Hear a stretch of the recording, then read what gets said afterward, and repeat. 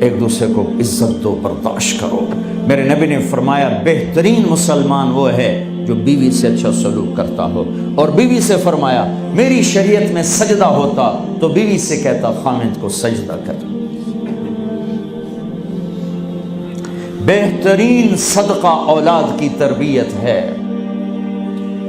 پورا گھر میرے نبی نے نقشہ، ہر ایک کی قیمت بتائی۔ ماں تیرے قدموں تلے جنت، کہ کاش میری ماں زندہ ہوتی، تم دیکھتے میں کیا کرتا، میں عشاء کی نماز کے مصلی پر ہوتا، میں سورۃ فاتحہ پڑھ رہا ہوتا، ادھر سے آواز آتی میری ماں کی محمد، تو میں نماز توڑ کے کہتا لبیک اماں جان۔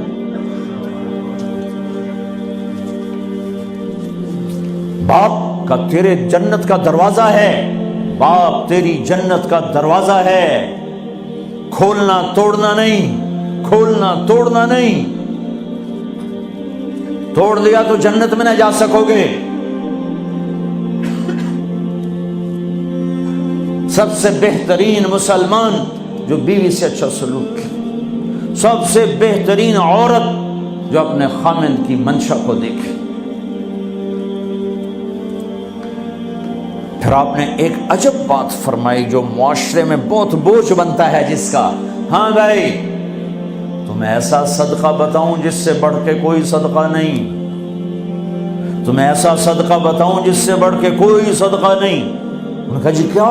کہ الابنۃ المردودہ، جس کی بیٹی کو طلاق ہو گئی یا بیوہ ہو گئی اور گھر واپس آ گئی ماں باپ کے، یا ماں باپ نہیں ہے تو بھائی ہیں، وہ ایک بوجھ بنتی ہے ماں باپ پر بھی، اور بھائی تو ویسے ہی باغی ہو جاتے ہیں۔ میرے نبی نے فرمایا اس بچی پہ خرچ کرنا کائنات کا سب سے افضل صدقہ ہے۔ گھر، ایک گھر کیسے چلتا ہے؟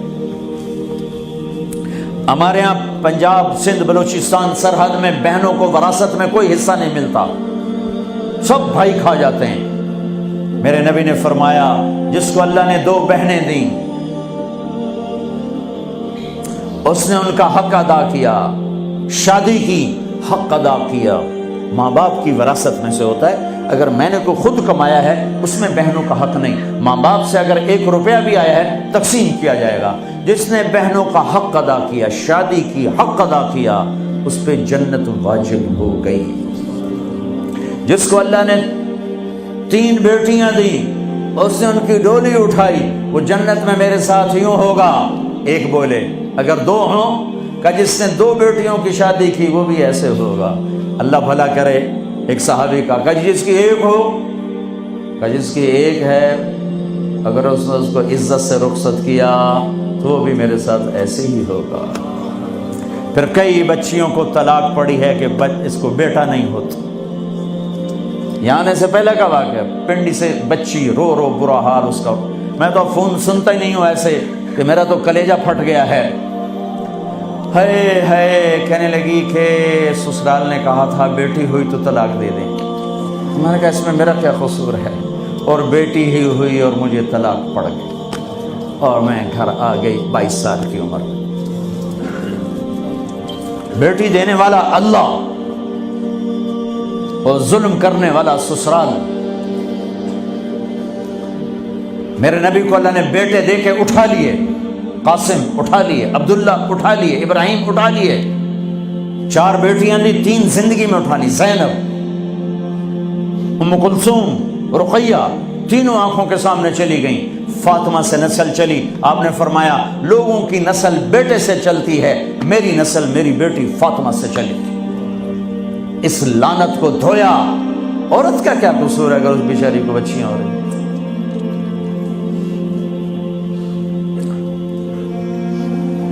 جس نے اپنی بہنوں کو حق ادا کیا، جس نے بیٹیوں کو ڈولے میں بٹھایا، ان کا حق ادا کیا، کہ جنت میں یوں ہو جائے گا۔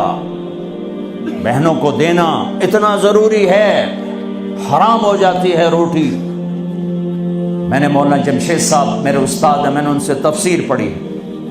میں ایک دن شہد کی بوتل لے کر گیا، پرانی بات ہے 76-77۔ میں نے کہا حضرت یہ ہدیہ ہے۔ فرمایا کہاں سے لائے ہو؟ میں نے کہا میرے اپنے باپ کا ہے۔ فرمایا تیرے باپ نے اپنی بہنوں کو، تیرے باپ نے اپنی بہن یعنی میری پھوپھیوں کو، تیرے باپ نے اپنی بہنوں کو زمین میں سے حصہ دیا تھا؟ یہ سوال کیوں کیا؟ 10 روپے کی شہد کی بوتل تھی اس وقت، کہ اگر دیا تھا تو یہ میں لے لوں گا، اگر نہیں دیا تو پھر یہ حرام ہے، میں نہیں لوں گا، یہ مطلب